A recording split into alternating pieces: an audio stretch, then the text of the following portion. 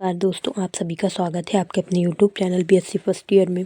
आज हम लोग इंडोप्लाज्मिक रेटिकुलम ईआर के बारे में अध्ययन करेंगे। उसमें हम लोग इसकी परिभाषा और इसके प्रकार और संरचना और कार्य के बारे में अध्ययन करेंगे। इससे पहले के टॉपिक में हम लोग लवक, वैक्यूल और माइटोकॉन्ड्रिया के बारे में कवर कर चुके हैं, जो हमारे प्लेलिस्ट में अवेलेबल है, जिनकी लिंक हमारे डिस्क्रिप्शन बॉक्स में दे रखी है। और इस लेक्चर का पीडीएफ भी हमारे टेलीग्राम चैनल में अवेलेबल है, जिसकी भी लिंक डिस्क्रिप्शन बॉक्स में दे रखी है, आप जा करके देख सकते हैं।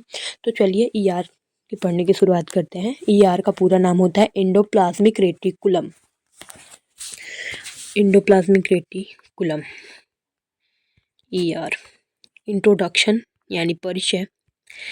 ईआर कोशिका के अंदर एक जालीनुमा संरचना होती है। कोशिका के अंदर एक जालीनुमा संरचना होती है जिसे ईआर बोला जाता है, जो कई महत्वपूर्ण कार्यों में सहायता करती है।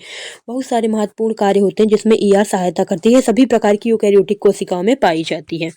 इसका मुख्य कार्य कोशिका के अंदर प्रोटीन, लिपिड और अन्य पदार्थों का निर्माण करना होता है। क्या क्या ईआर के बारे में हम लोगों ने पढ़ा। यह एक जालीनुमा संरचना होती है, सभी यूकैरियोटिक कोशिकाओं में होती है। इसका मुख्य कार्य प्रोटीन, लिपिड और अन्य पदार्थों का उत्पादन और परिवहन होता है। Type of ER. ईआर दो प्रकार की पाई जाती है, एक होता है रफ इंडोप्लाज्मिक रेटिकुलम और एक होता है स्मूथ इंडोप्लाज्मिक रेटिकुलम। इसको रफ क्यों बोला जाता है, स्मूथ क्यों बोला जाता है, इसके बारे में पढ़ते हैं। रफ इंडोप्लाज्मिक रेटिकुलम, इसमें राइबोसोम जुड़े होते हैं। जैसे ये ईआर हो गई, इसमें ऐसे छोटे छोटे, एक सेकंड,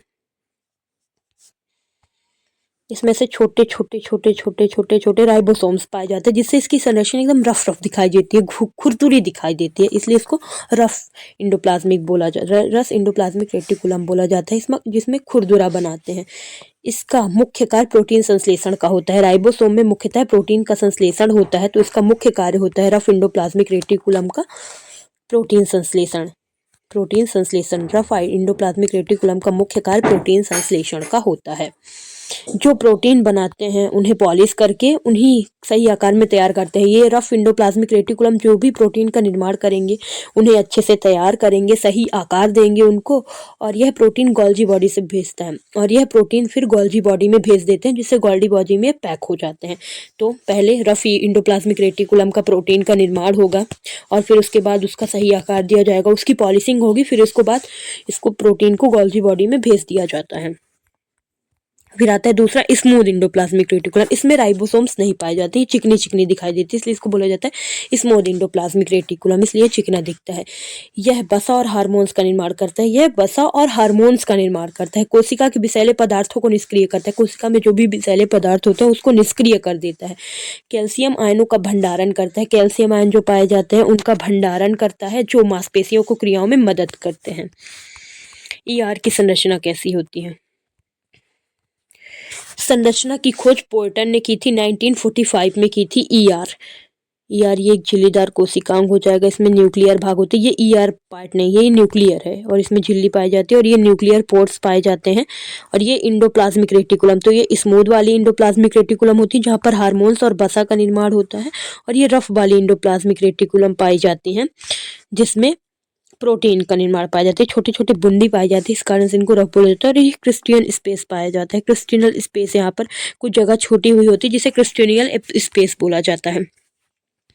ईआर एक पतली झिल्लीदार संरचना होती है। इसकी झिल्ली प्लाज्मा झिल्ली जैसी होती है। जिस प्रकार से प्लाज्मा झिल्ली पाई जाती है वो कुछ पदार्थ को अंदर आने देती है, कुछ पदार्थ को नहीं आने देती, उसी प्रकार से इंडोप्लाज्मिक रेटिकुलम की भी झिल्ली होती है, जो कि फास्फोलिपिड और प्रोटीन की बनी होती है। इससे पहले हम लोग पढ़ चुके हैं कि प्लाज्मा झिल्ली फास्फोलिपिड और प्रोटीन की बनी होती है। उसी प्रकार से ईआर की कोशिका झिल्ली भी जो होती है वो भी फास्फोलिपिड और प्रोटीन की ही बनी होती है। यह यूकैरियोटिक कोशिका के जीव द्रव्य में बिखरा हुआ होता है। ये कोशिका जीव द्रव्य में भरा होता है। जैसे ये यूकैरियोटिक कोशिका हो गई, यहाँ पर केंद्रक होता है, ये केंद्रक के आसपास इंडोप्लाज्मिक रेटिकुलम पाया जाता है और यहाँ पे कोशिका द्रव्य भरा होता है। तो इंडोप्लाज्मिक रेटिकुलम यूकैरियोटिक कोशिकाओं के कोशिका द्रव्य में बिखरा हुआ पाया जाता है। झिल्ली के भीतर एक खोखला स्थान पाया जाता है। ये यहाँ पर खोखला स्थान पाया जाता है झिल्ली के भीतर, जिसे बोला जाता है क्रिस्टिनियल स्पेस। क्रिस्टिनियल स्पेस बोला जाता है। इसमें एंजाइम्स और प्रोटीन मौजूद होते हैं। इसमें एंजाइम्स और प्रोटीन्स पाए जाते हैं। ईआर की कोशिका के नाभिक से लेकर, ईआर नाभिक से लेकर के प्लाज्मा झिल्ली तक होती है। जैसे ये यूकैरियोटिक कोशिका हो गई, यहाँ पर केंद्रक है, तो ईआर यहाँ से लेकर के और ये सेल मेम्ब्रेन है वहां तक पाई जाती है। ईआर के कार्य क्या होते हैं? प्रोटीन्स और लिपिड्स का निर्माण करती है। प्रोटीन रफ इंडोप्लाज्मिक निर्माण करता है और लिपिड स्मूथ इंडोप्लाज्मिक निर्माण करता है। कोशिका के अंदर सामग्री का विधान, क्योंकि ये केंद्रक से लेकर के सेल मेम्ब्रेन तक फैली होती है, तो कोशिका के अंदर जो भी पदार्थों सामग्री का परिवहन होता है वो एंडोप्लाज्मिक रेटिकुलम ही करता है और कोशिका झिल्ली के निर्माण में सहायक होती है। कोशिका झिल्ली का निर्माण भी करते हैं और विषाक्त पदार्थों को निष्क्रिय करता है। स्मूथ इंडोप्लाज्मिक में पढ़ चुके हैं, विषाक्त पदार्थों को निष्क्रिय करता है। हार्मोन्स और एंजाइम्स का निर्माण करता है। ये हार्मोन्स और एंजाइम्स का भी निर्माण करता है। यह कोशिका का कंकाल तंत्र की तरह कार्य करता है। ये महत्वपूर्ण है कि कोशिका की कंकाल के तंत्र के रूप में कौन कार्य करता है, तो एंडोप्लाज्मिक रेटिकुलम कोशिका कंकाल तंत्र के रूप में कार्य करता है। क्योंकि ये पूरे फैला हुआ रहता है तो कोशिका से अलग भाग कर दिए जाए सारे, तो ये एंडोप्लाज्मिक रेटिकुलम एक कंकाल के रूप में कार्य करता है।